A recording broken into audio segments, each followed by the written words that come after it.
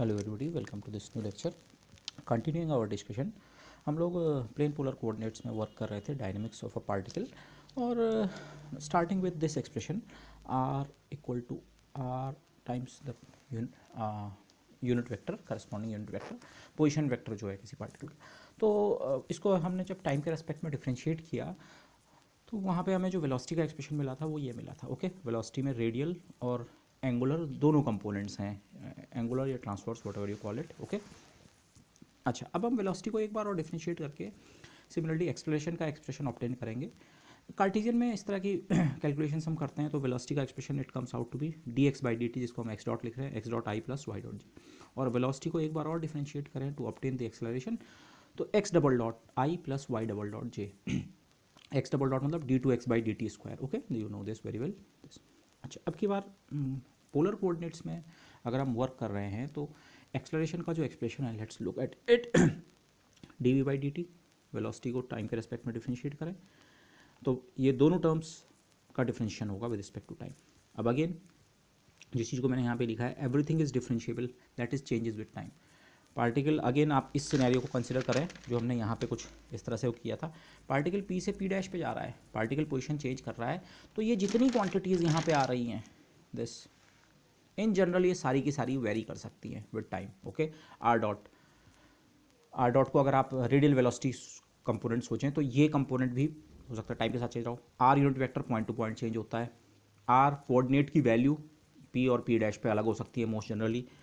Theta dot angular velocity जो है omega, जिसे हम लिखते हैं नॉर्मली, वो वेरी हो सकती है पॉइंट टू पॉइंट। और थीटा यूनिट वेक्टर, तो मेन पॉइंट लेकिन ये है, ये यूनिट वेक्टर्स जो हैं ये कांस्टेंट नहीं है, तो इनका भी डिफरेंशिएशन होगा। ओके, जब हम यहाँ से इस स्टेप को करते हैं तो ये आई और जे कांस्टेंट वेक्टर्स हैं, डिफरेंशिएट नहीं हुआ। लेकिन यहाँ तो ये जो 5 टर्म्स हैं, 2 यहाँ और 3 यहाँ, ओके, इसमें से हर एक का डिफरेंशिएशन होगा। तो आप डिफरेंशिएशन का एलिमेंट्री रूल अप्लाई करें, ए इंटू बी का डिफरेंशिएशन, एक बार ए का डिफरेंशिएशन होगा बी कांस्टेंट की तरह, दूसरी बार बी का डिफरेंशिएशन ए कांस्टेंट की तरह यहाँ। और यहाँ आपको 3 टर्म्स मिलेंगे, एक बार इस आर का डिफरेंशिएशन, उस समय थीटा डॉट और थीटा यूनिट वेक्टर कांस्टेंट्स की तरह, दूसरी बार थीटा डैश डॉट का डिफरेंशिएशन, जिसे मैंने सीधे सीधे थीटा डबल डॉट लिख दिया है, differentiation with respect to time, और लास्ट में थीटा यूनिट वेक्टर का डिफरेंशिएशन, और सिमिलरली यहाँ भी। ओके, अब जो पिछले डिस्कशन के शुरू में मैंने 2 कैलकुलेशंस की थी, उनको मैं यहाँ पे अगर यूज़ करूँ, देखिए मुझे यहाँ पे ज़रूरत है इसकी आर यूनिट वेक्टर टाइम के साथ वेरिएशन और थीटा यूनिट वेक्टर का वेरिएशन टाइम के साथ। ओके, तो D R by D T जो है, अगेन यहाँ पे हम चेन रूल अप्लाई करें। रिमेंबर, आर जो है, यूनिट वेक्टर आर जो है, वो केवल थीटा का फंक्शन होता है, थीटा यूनिट वेक्टर भी केवल थीटा का function. If I can show you the expressions once again, ये समथिंग लाइक दिस, ये ओके।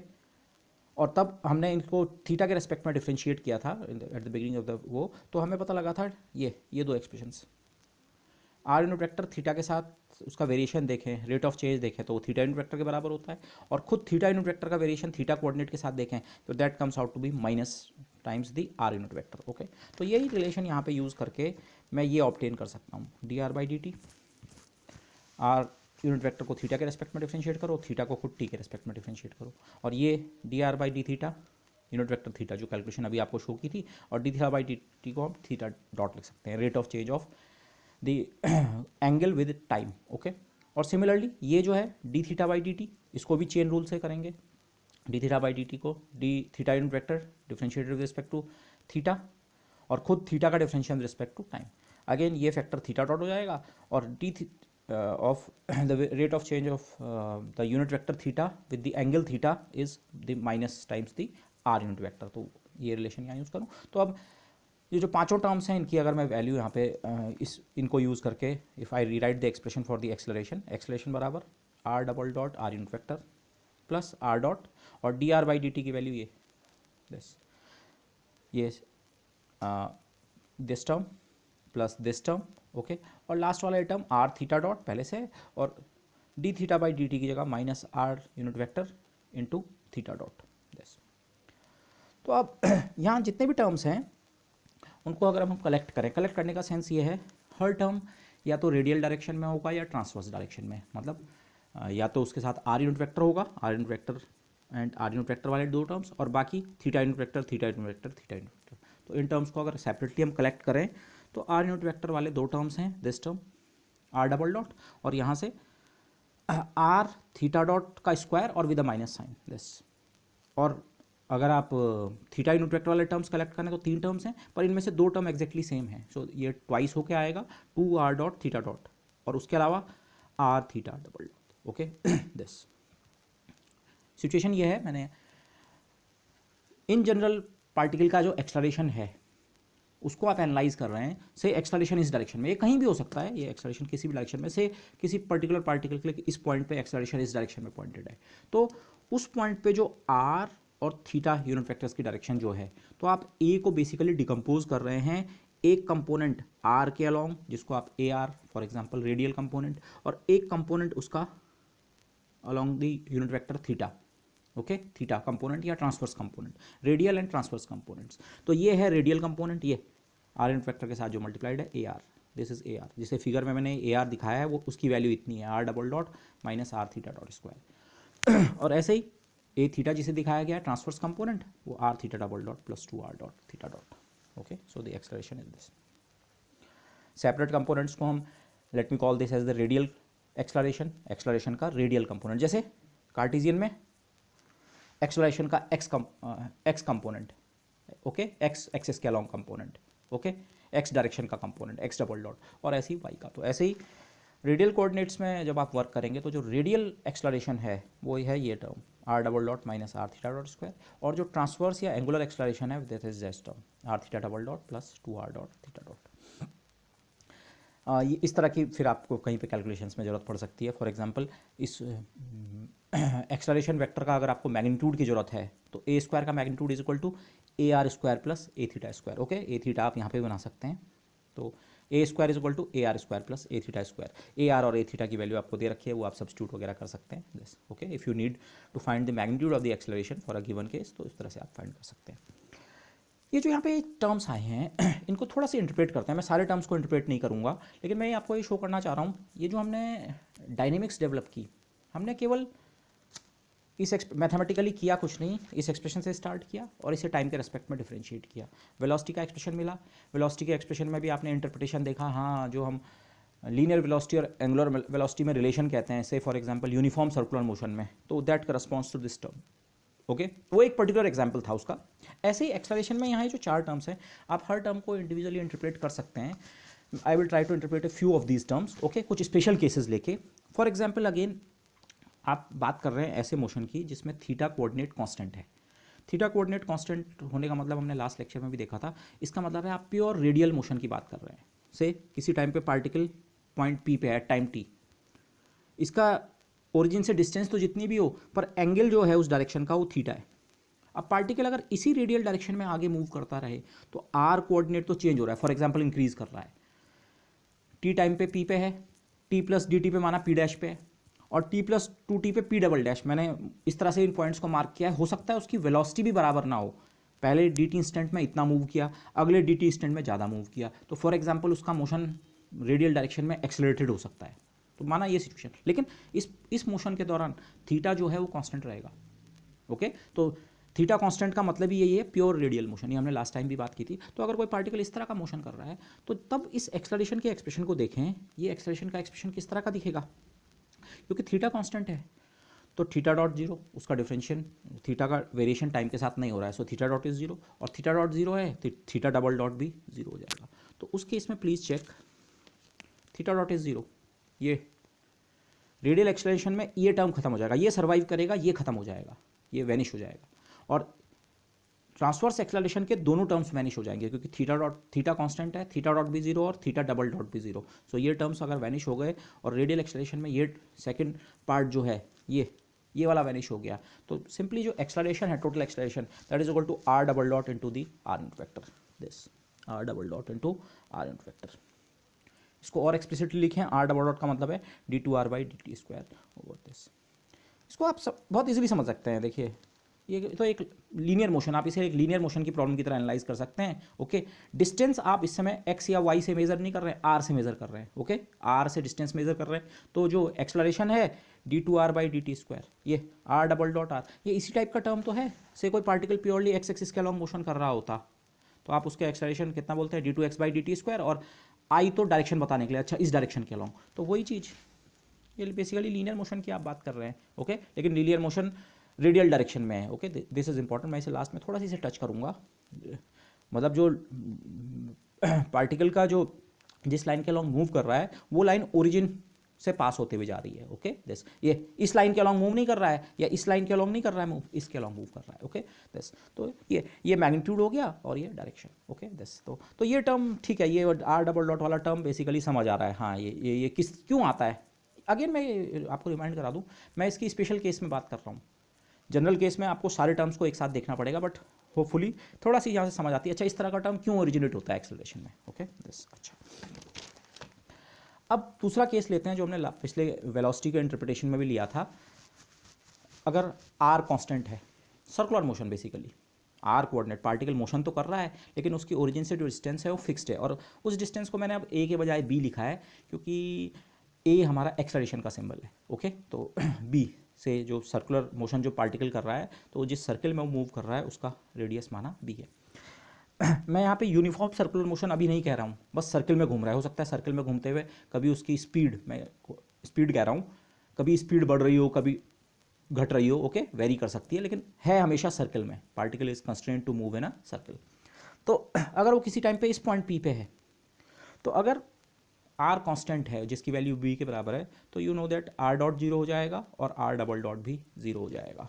तो अगर आर डॉट और आर डबल डॉट आप जीरो लेते हैं सर्कुलर मोशन के लिए जैसा होगा, तो ये टर्म वैनिश हो जाएगा, आर डबल डॉट, ये टर्म सर्वाइव करेगा, ओके, और ये टर्म भी वैनिश हो जाएगा आर डॉट जीरो के कारण। तो अब की बार दो टर्म सर्वाइव करेंगे, एक रेडियल डायरेक्शन में minus r theta dot square, और ट्रांसवर्स डायरेक्शन में r theta double dot. So the acceleration for circular motion looks something like this.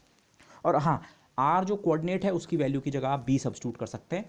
ये term basically r theta dot square into r unit vector था, लेकिन r coordinate की value इस circle में हर जगह बी है, ओके, बी सर्कल का रेडियस है, सो दिस। और ऐसे ही जो ट्रांसवर्स वाला एक्सेलरेशन है उसमें से भी केवल एक टर्म सर्वाइव कर रहा है, दिस, ओके। यहाँ पे एक चीज़ ध्यान रखें, जो वेलोसिटी थी सर्कुलर मोशन के लिए हमने निकाला था, अगेन मैं सर्कुलर मोशन के ही केस पे कंसंट्रेट कर रहा हूँ। सर्कुलर मोशन के लिए वेलोसिटी में केवल ट्रांसवर्स कंपोनेंट बचता है, okay, remember something like this. ये सर्कल में कोई पार्टिकल घूम रहा है तो हर पॉइंट पे उसकी वेलोसिटी पाथ के टेंजेंट होती है, और पाथ के टेंजेंट ही हमारी थीटा यूनिट वेक्टर की डायरेक्शन होती है, ओके, समथिंग लाइक दिस। अच्छा, आप चाहे तो इस एक्सप्रेशन को सीधे डिफ्रेंशिएट करके भी यहाँ अराइव कर सकते हैं, okay this, for circular motion. अगर सर्कुलर मोशन है तो वेलोसिटी इतनी होगी, और वेलोसिटी का डिफरेंशिएशन ही क्या होगा, एक्सेलरेशन, ओके। सो दिस, अब इन दो टर्म्स को जरा इंटरप्रेट करने की कोशिश करते हैं, क्योंकि अगेन मैं आपको ये शो करने की कोशिश कर रहा हूँ, ये जो आपको ये इतना कॉम्प्लिकेटेड लुकिंग एक्सेलरेशन का एक्सप्रेशन दिख रहा है, actually you know it, okay. In terms को आप इंटरप्रेट करते हैं, दूसरी तरह से इंटरप्रेट करते हैं, बट प्लेन पोलर कोऑर्डिनेट्स के यूज़ ने आपको सीधे सीधे वो एक्सेलरेशन में वो सारे टर्म्स एक साथ दे दिया, ठीक है। ये बोथ कंपोनेंट्स क्या हैं से, मैं पहले इस टर्म पे कंसंट्रेट करता हूँ, ये ए आर, मैं इसे रेडियल कंपोनेंट कह रहा हूँ, हाँ यहाँ पे मैं ये लिखना भूल गया, दिस इज अगेन इस केस के लिए सर्कुलर मोशन के लिए ये रेडियल कंपोनेंट है, ए r r plus A theta theta, only for circular motion. General case में ए आर में दो टर्म होते हैं, ए थीटा में भी दो टर्म होते हैं, दिस। तो ये जो ए आर है for circular motion minus b theta dot square, ये क्या है, अगर मैं इसे नॉर्मल लैंग्वेज में लिखूँ, जो कन्वेंशनल लैंग्वेज है, थीटा डॉट है omega, angular velocity, omega is D theta by D T, तो ये बेसिकली है माइनस बी ओमेगा स्क्वायर। और वेलोसिटी का जो मैग्नीट्यूड है, यहाँ से आप देखिए वेलोसिटी बराबर है बी इंटू थीटा डॉट मतलब ओमेगा, ओके। तो अगर ओमेगा की जगह आप यहाँ से वी अपॉन बी सब्स्टिट्यूट कर दें इसमें, तो ओमेगा स्क्वायर की जगह v square upon b square, so you get this. B इस समय रेडियस है, v square upon r, minus sign थोड़ी देर के लिए भूल जाइए, v square upon r, acceleration इतना है, तो जो करस्पॉन्डिंग फोर्स होगा वो मास से मल्टीप्लाई करके मिलेगा m v square upon r, m v square upon r centripetal या सेंट्रीफ्यूगल फोर्स, डिपेंडिंग ऑन आप कौन से फोर्स की बात कर रहे हैं, ओके। जो फोर्स पार्टिकल पे लग रहा है या पार्टिकल जो एक्सर्ट कर रहा है, whatever be the case, but this.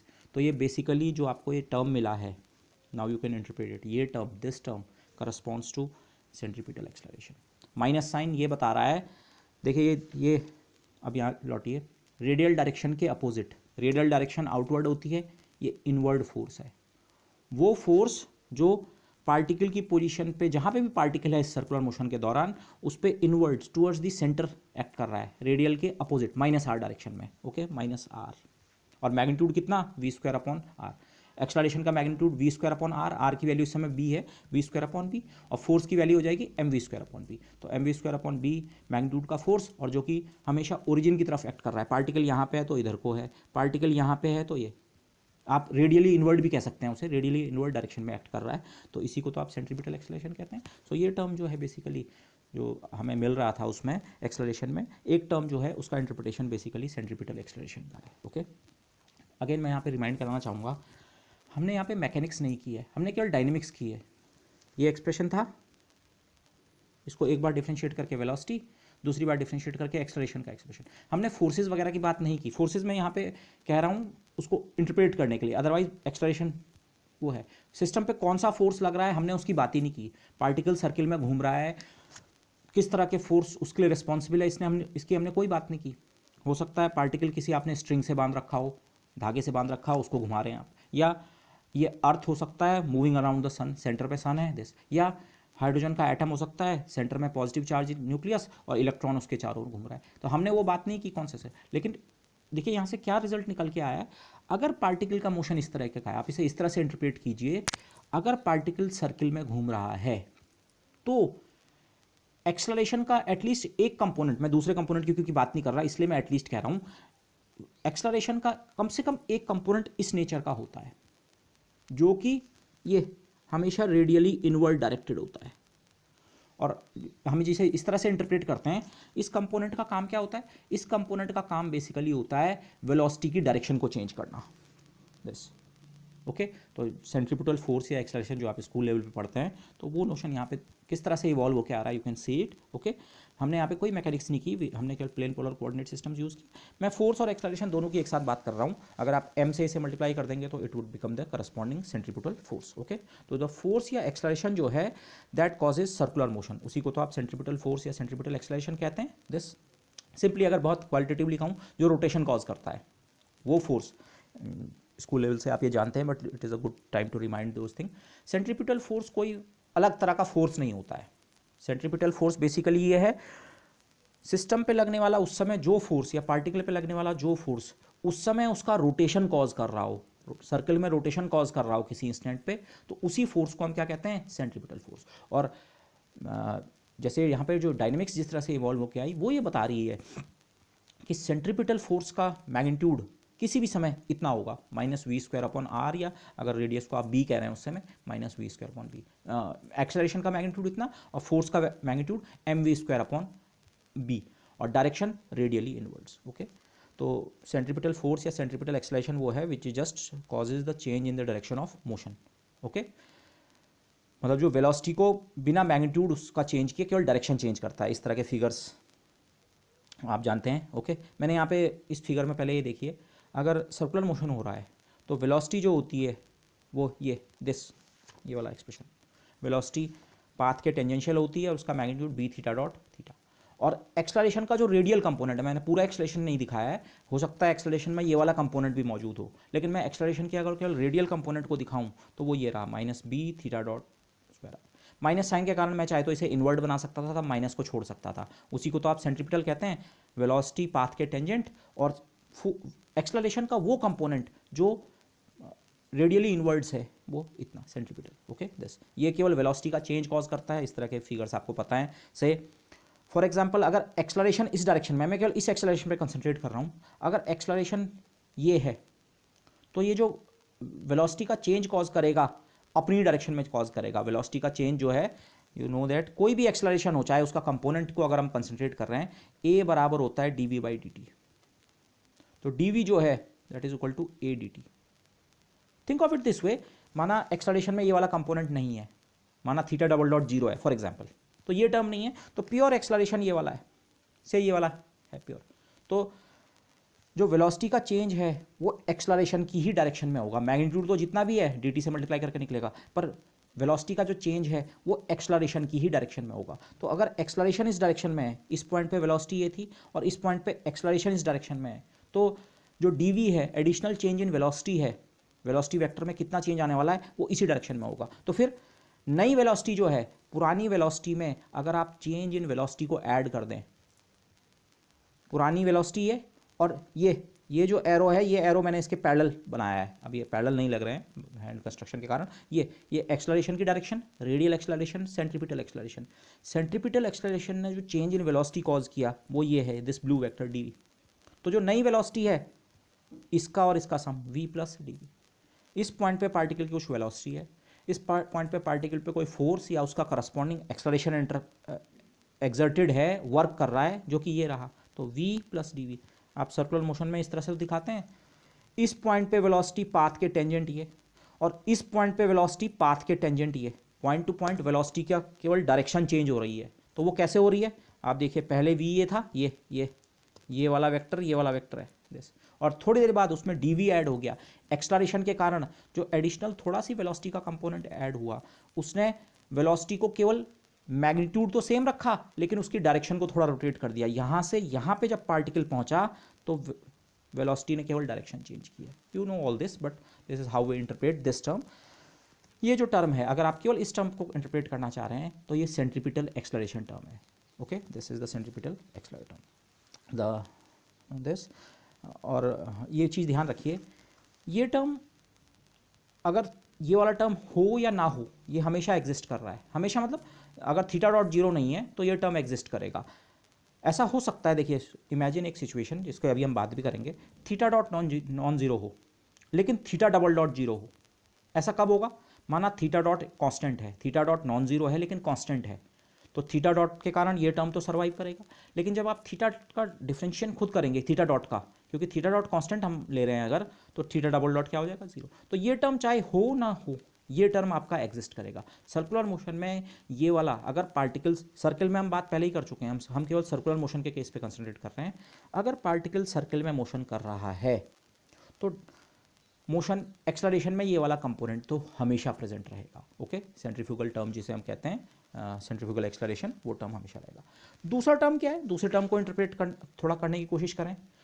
इस टर्म को सेपरेटली देखते हैं। ये टर्म तो प्रेजेंट हमेशा रहेगा सर्कुलर मोशन में, ये टर्म तो हमेशा रहेगा। अब ये केवल इस टर्म पे आप कंसंट्रेट करें जो सर्कुलर मोशन के लिए ए थीटा टर्म है, जिसका magnitude b theta double dot है। डायरेक्शन हम देख चुके हैं, डायरेक्शन उसकी है थीटा यूनिट वेक्टर के अलाउ।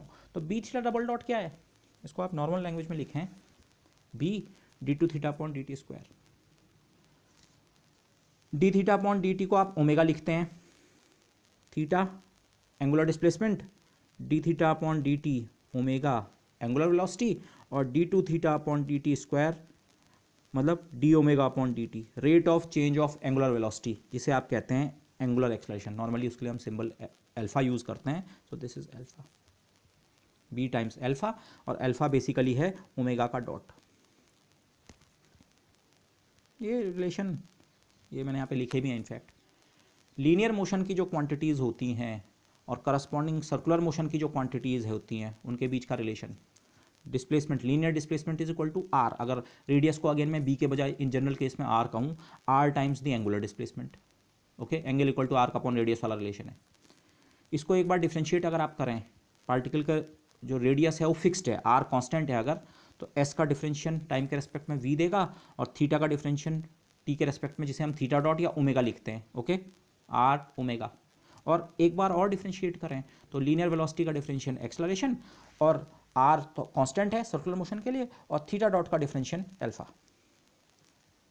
लीनियर एक्सेलरेशन और एंगुलर एक्सेलरेशन में अगर पार्टिकल सर्कल में घूम रहा है तो आप उसके लीनियर एक्सेलरेशन की भी बात कर सकते हैं। तो वो लीनियर एक्सेलरेशन उसके एंगुलर एक्सेलरेशन से कैसे रिलेटेड है? तो ये वही टर्म है। आर की जगह इस समय हमने बी माना है, और alpha double dot is basically theta double dot. Sorry, not alpha double dot, मैंने गलत लिख दिया, सॉरी। या तो थीटा डबल डॉट लिखता या अल्फा लिखता। Okay, I made a mistake over here. ये आर थीटा डबल डॉट, या जिसको थीटा डबल डॉट को ही हम अल्फा लिखते हैं। सो ये जो टर्म है इसका भी आप इंटरप्रिटेशन अब समझ चुके हैं। ये टर्म भी से अगर पार्टिकल के एंगुलर वेलोसिटी भी टाइम के साथ चेंज हो रही है, देखिए ये टर्म तभी सर्वाइव करेगा अगर ओमेगा टी का फंक्शन है। फॉर एग्जांपल अगर ओमेगा कांस्टेंट है, थीटा डॉट कांस्टेंट है, तो थीटा डबल डॉट जीरो हो जाएगा, तब ये टर्म जीरो हो जाएगा। तो ये टर्म तब एग्जिस्ट करता है, तब अपनी प्रेजेंस शो करेगा जब पार्टिकल कि जो एंगुलर वेलोसिटी है वो बढ़ या घट रही हो। ओके, पार्टिकल या तो सर्कुलर मोशन में तो है, लेकिन या तो स्पीड अप हो रहा हो या स्लो डाउन हो रहा हो। ओके, तो ये बेसिकली ये रिलेशन। तो यहाँ जो है the point of all this was कि अलग अलग जो मैंने केसेस लिए, इसमें से 3 टर्म्स अब आप समझ चुके हैं, मोर और लेस 3 टर्म्स का इंटरप्रिटेशन मैं दे चुका हूँ। ये ठीक है, ये और ये टर्म मैंने मिस किया है, मैं चाहूँगा कि आप इसे खुद देखें। ओके, मैं इसकी बात यहाँ पे नहीं करना चाहूँगा, बट रिमेंबर इट दिस वे, ये सारी चीज़ें वही निकल के आई जो आप एलिमेंट्री जब आप फिज़िक्स की स्टडी करते हैं वहाँ पे ये सारे नोशंस आपको दिए जाते हैं। बट वहाँ पे वो नोशन जिस तरह से प्रेजेंट किए जाते हैं, इस समय में हमने वहाँ से अप्रोच नहीं की, हमने सिंपली स्टार्ट किया यहाँ से। हमने कहा हम प्लेन पोलर कोऑर्डिनेट्स यूज़ करेंगे, ये हो गया, डिफ्रेंशिएट करके वेलोसिटी, डिफ्रेंशिएट करके एक्सेलरेशन। तो वही सारी जो चीज़ें हमने एक दूसरी तरह से पढ़ी थी वो ऑटोमेटिकली पॉपअप होकर हमारे सामने आ रही हैं। ओके, जस्ट कोऑर्डिनेट सिस्टम्स के यूज़ के कारण, जिस पर्टिकुलर कोऑर्डिनेट सिस्टम को हम यूज़ कर रहे हैं उसके कारण वो सारी चीज़ें अपने आप पॉपअप होकर हो रही हैं। ठीक है, ये टर्म का एक एग्जाम्पल अगर आपको मैं लैब इन्वायरमेंट से दूँ, लैब में आप लोग फ्लाईव्हील का एक्सपेरिमेंट करते हैं। ओके, तो अगर आपके पास एक फ्रिक्शनलेस फ्लाईव्हील है, आपने फ्लाईव्हील को घुमाया और उसके बाद उसे छोड़ दिया, तो अगर वो फ्रिक्शन नहीं है आपके पास सिस्टम में, तो फिर उसकी एंगुलर वेलोसिटी हमेशा कांस्टेंट रहेगी। ओमेगा क्या रहेगा? कांस्टेंट। और अगर ओमेगा कांस्टेंट है तो ओमेगा डॉट जो कि अल्फा होता है वो जीरो हो जाएगा। और उसके बजाय नॉर्मली जो एक्चुअल फिजिकल आपका फ्लाईव्हील होता है लैब में, आप उसे अगर रोटेट करें तो वो थोड़ी देर बाद धीरे धीरे स्लो अप होने लगता है। तो इसका मतलब फ्रिक्शन प्रेजेंट है, लेकिन स्लो अप होने का मतलब है ओमेगा जो है वो टाइम के साथ वेरी कर रहा है, टाइम का फंक्शन है। स्लो हो रहा है या फास्ट वो इंपॉर्टेंट नहीं है, टाइम का फंक्शन है। तो ओमेगा का टी डिपेंडेंट है, तो ओमेगा का आप डॉट निकाल सकते हैं जो कि नॉन जीरो होगा, alpha not equal to zero. तो डिपेंडिंग ऑन अल्फा जीरो है या नॉन जीरो है, ए थीटा सर्वाइव कर सकता है या नहीं कर सकता है। ओके, सो सर्कुलर मोशन में भी जो हमें एक्सलेरेशन में 2 टर्म्स मिले थे, ये है आपका सेंट्रीफ्यूगल टर्म। ओके, और ये वो टर्म है जो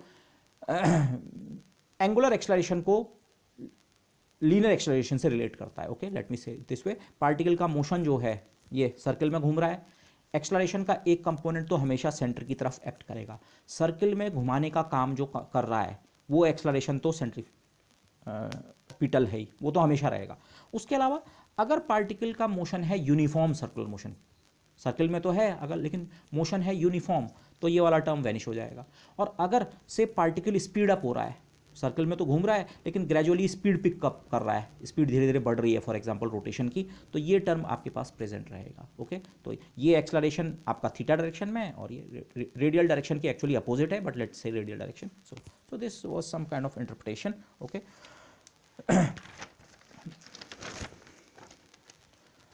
और रिमेंबर ये सारे इंटरप्रिटेशंस हमने बहुत स्पेसिफिक केस के लिए किए हैं। तो मोस्ट जनरली अगेन मैंने एक्सप्रेशन का एक्सप्रेशन रीराइट किया है कि हाँ, प्लेन पोलर कोऑर्डिनेट्स में अगर हम एक्सप्रेशन को वर्कआउट करें, कंपेयर दिस विद दिस,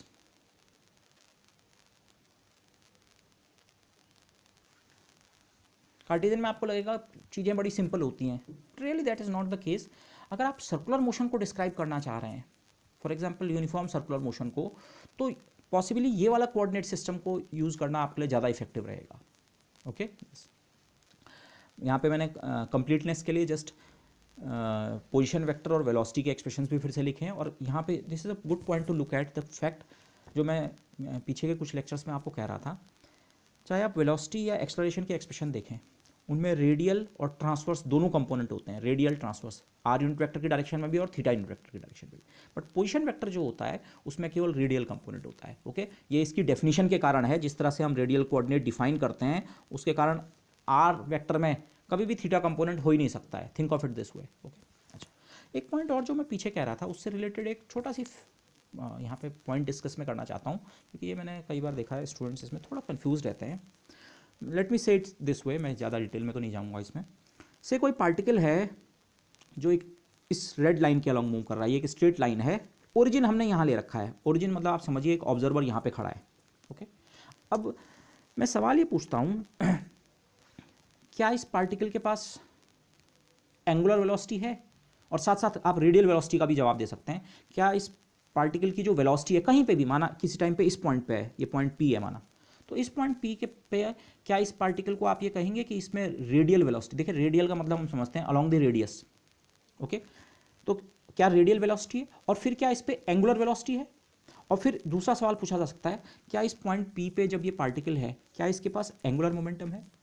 अब ये सवाल क्यों इंपॉर्टेंट है? क्योंकि एंगुलर मोमेंटम टाइप के कंसेप्ट जब हमारे पास आते हैं, हम एंगुलर सुनते हैं शब्द, तो एंगुलर मोमेंटम मतलब कहीं पे हमारे माइंड में इस तरह की पिक्चर होती है, हाँ रोटेशन हो रहा है। अब आप बहुत नाइवली इस सिचुएशन को देखेंगे, आप कहेंगे ये पार्टिकल तो स्ट्रेट लाइन के अलॉन्ग मूव कर रहा है, रैखिक गति जिसे आप कहते हैं, तो ये तो एक सरल रेखा स्ट्रेट लाइन के अलॉन्ग मूव कर रहा है, तो यहाँ तो रोटेशन जैसा कोई फीचर ही नहीं है, तो इसका मतलब पार्टिकल का एंगुलर मोमेंटम क्या होगा? जीरो होगा। एंगुलर वेलोसिटी और एंगुलर मोमेंटम जैसे कंसेप्ट शायद यहाँ पे ओरिजिनेट नहीं हो रहे होंगे, but you must be very very careful about these things.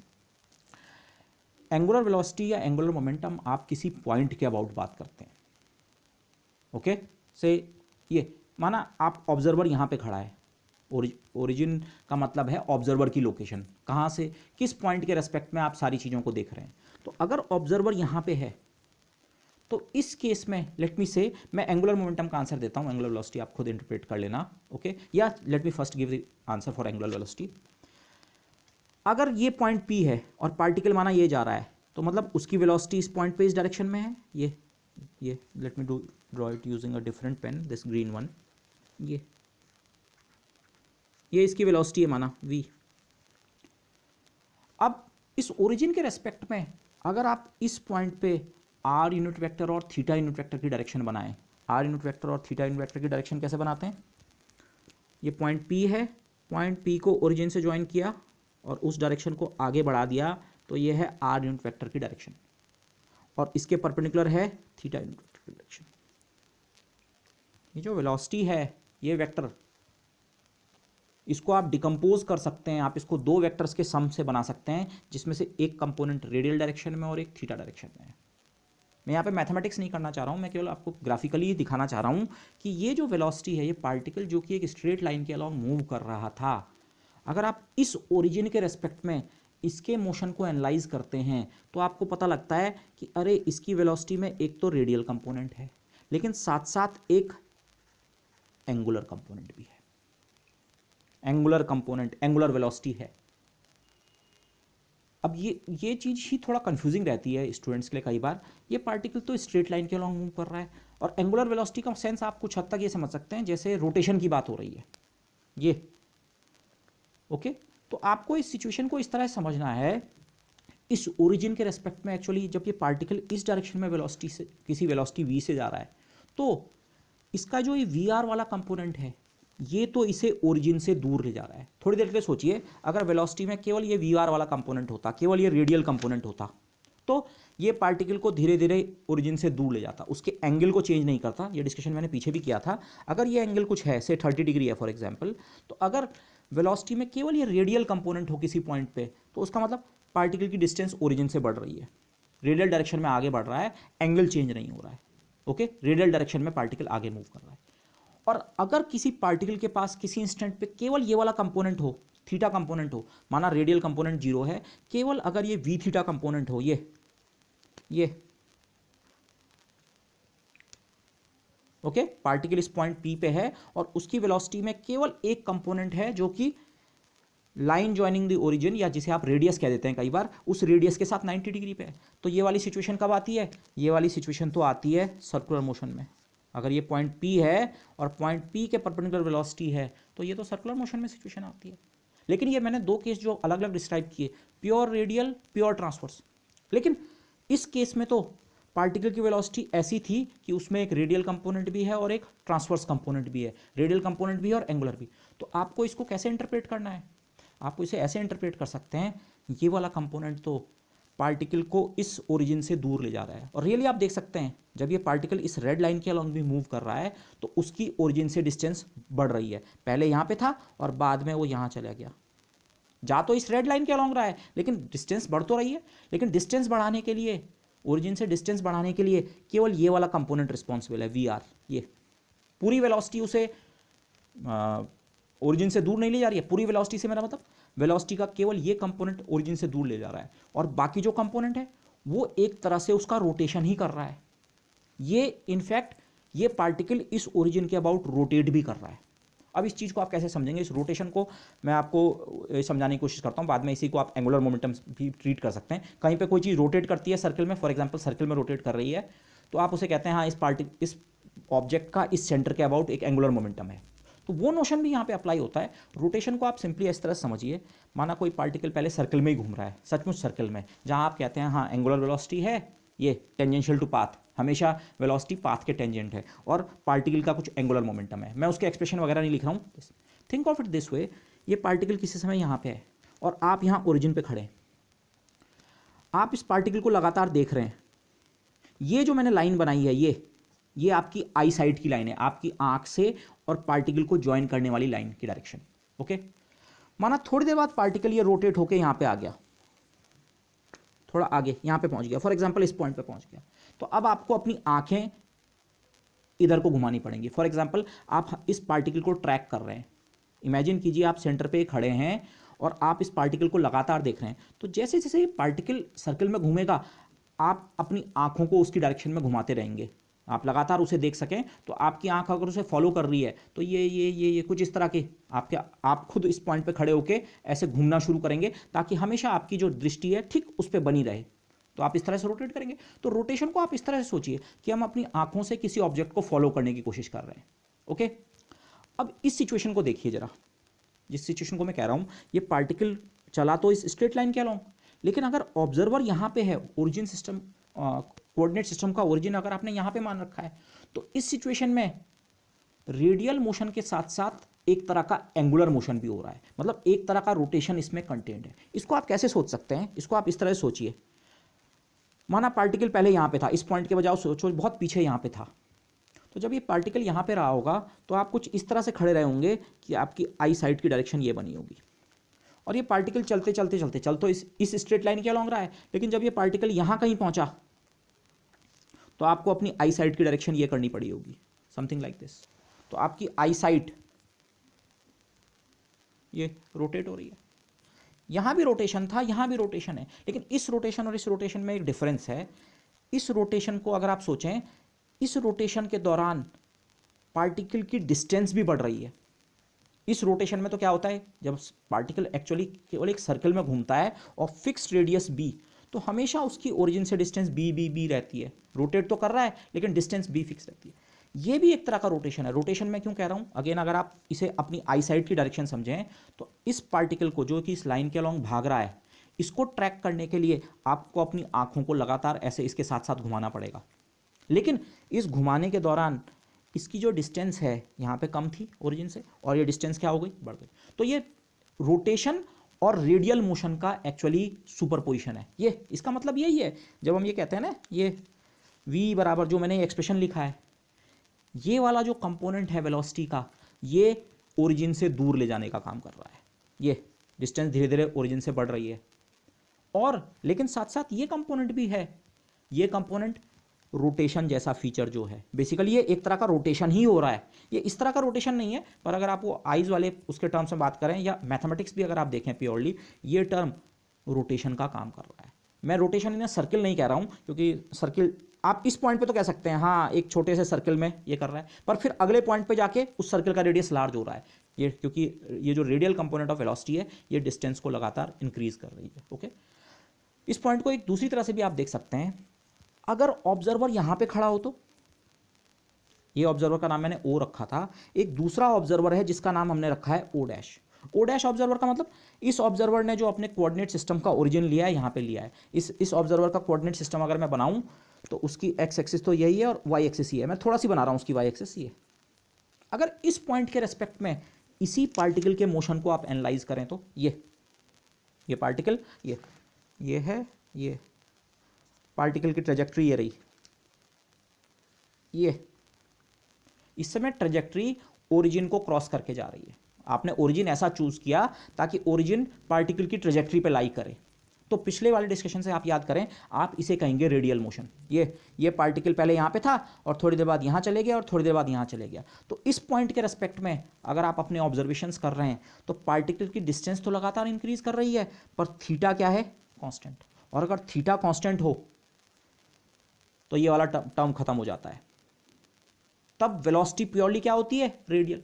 आप इसे अगेन आंख वाले एग्जांपल के टर्म्स में सोचें, अगर आप ऑब्जर्वर यहाँ पे खड़ा है, यहाँ पे और ये पार्टिकल इस रेड लाइन के अलॉन्ग मूव कर रहा है, तो अगर आप उस पार्टिकल को देख रहे हैं तो आपको आपकी आंखें घुमाने की जरूरत नहीं पड़ेगी, पार्टिकल इसी लाइन के अलॉन्ग लगातार दूर दूर दूर होता जा रहा है, लेकिन आपको अपनी आंख रोटेट नहीं करनी है उसको फॉलो करने के लिए। ओके, तो पॉइंट ये है, अब मैं इसको मैथमेटिक्स और उसमें नहीं जा रहा हूं, पॉइंट ये है यही रेड लाइन है, यही पार्टिकल है, एक ही पार्टिकल है, लेकिन उस पार्टिकल को अगर ये यहाँ से आप देखते हैं, इस ओरिजिन के रेस्पेक्ट में देखते हैं या इस ऑब्जर्वर से पूछते हैं, तो ये ऑब्जर्वर कहेगा इस पार्टिकल का एंगुलर मोमेंटम और एंगुलर वेलोसिटी है। इस ऑब्जर्वर के लिए इस पार्टिकल का रोटेशन जैसा मोशन भी है, रेडियल तो है ही पर रोटेशन जैसा भी एक फीचर इसके पास दिख रहा है। जबकि ये वाला जो ऑब्जर्वर है, अगर आप इससे सवाल पूछेंगे तो इसके लिए इसी पार्टिकल का मोशन प्योरली रेडियल डायरेक्शन में है। ये इस वाले ऑब्जर्वर के लिए अगर मैं एंगुलर मोमेंटम की बात करूं तो एंगुलर मोमेंटम 0 बनेगा इस ऑब्जर्वर के लिए, जबकि इस ऑब्जर्वर के लिए एंगुलर वेलोसिटी और एंगुलर मोमेंटम दोनों मौजूद हैं। इस वाले ऑब्जर्वर के लिए एंगुलर मोमेंटम और एंगुलर वेलोसिटी 0 होंगे। ओके, तो इन्हीं फीचर्स को जब हम स्कूल लेवल पे कहते हैं, ये खासकर एंगुलर मोमेंटम में जैसे आपको कहा जाता है, ये किस पॉइंट के रेस्पेक्ट में आप एंगुलर मोमेंटम निकाल रहे हैं उस पर डिपेंड करता है। ओके, जैसे हम टॉर्क में भी उसमें कहते हैं, टॉर्क और मोमेंट ऑफ इनर्शिया में कहते हैं ये एक्सिस डिपेंडेंट क्वांटिटीज होती है, कौन सी एक्सिस के अबाउट आप रोटेशन की बात कर रहे हैं। तो वैसे ही यहाँ पे भी ये दो फीचर्स हैं दिस। ओके, इनको भी आप पीछे वाले से कनेक्ट भी कर सकते हैं दिस। ओके, तो be careful about these things. अगर ये सवाल आपको पूछा जाए, now you know the answer, कि अगर से ये कोऑर्डिनेट सिस्टम है और ये है पार्टिकल का पाथ, फॉर एग्जांपल ये सिंपली एक स्ट्रेट लाइन के अलॉन्ग मूव कर रहा है, ये वर्टिकल ले ली मैंने स्ट्रेट लाइन, तो क्या इस पार्टिकल का इस ऑब्जर्वर के रेस्पेक्ट में एंगुलर मोमेंटम है या एंगुलर वेलोसिटी है? क्या देंगे आप answer? Think it yourself and try to answer it yourself. Okay, तो with that I would like to conclude this lecture. Okay, और लेट्स सी नेक्स्ट लेक्चर में हम अगर प्लेन पोलर कोऑर्डिनेट्स का एक छोटा सी एग्जांपल और कर सकेंगे और फिर हम मूव करेंगे 3 डायमेंशंस में।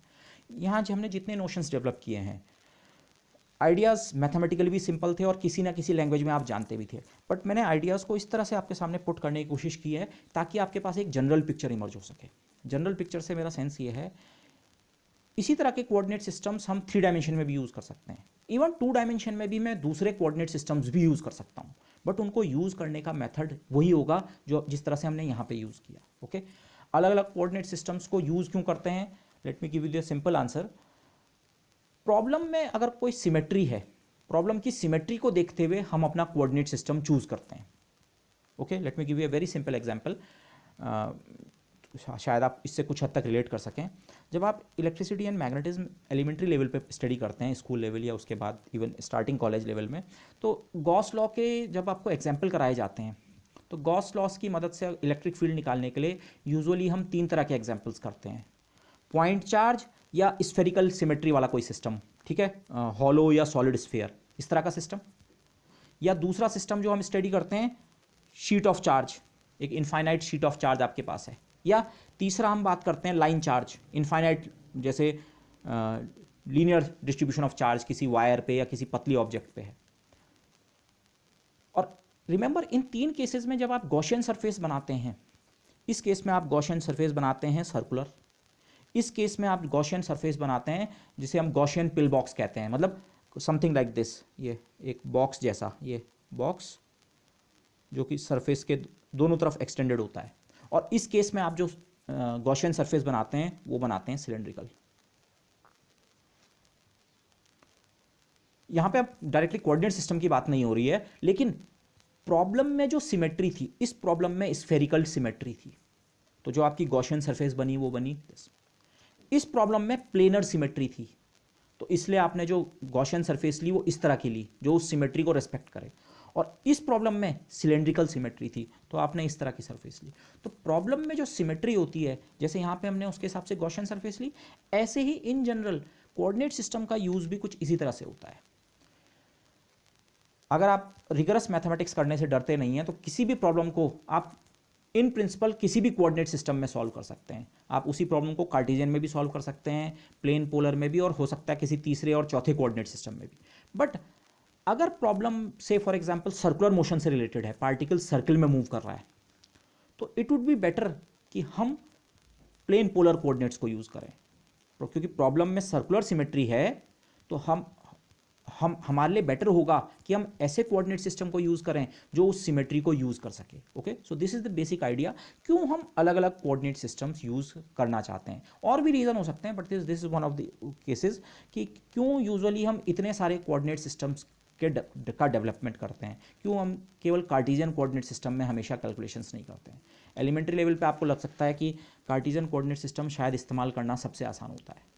इस्तेमाल बेसिक प्रॉब्लम्स में तो ठीक है, लेकिन अगर प्रॉब्लम में ही सिमेट्री ऐसी है कि वो इस सिमेट्री को कार्टेशियन कोऑर्डिनेट्स के साथ की तरह की सिमेट्री नहीं है, उसके पास माना सर्कुलर सिमेट्री है, ओके, मैं स्फेरिकल नहीं कह रहा हूँ, 2 डायमेंशन में सर्कुलर सिमेट्री कह रहा हूँ, तो तब हो सकता है ये वाला कोऑर्डिनेट सिस्टम इस्तेमाल करना ज़्यादा ईजी और ज़्यादा बेटर। ओके, तो इसके as you will do problems in physics, आप इसको चीज़ को रियलाइज़ करेंगे कि अलग अलग coordinate systems depending on the problem आपको अलग अलग कोऑर्डिनेट सिस्टम्स में वर्क करना पड़ सकता है।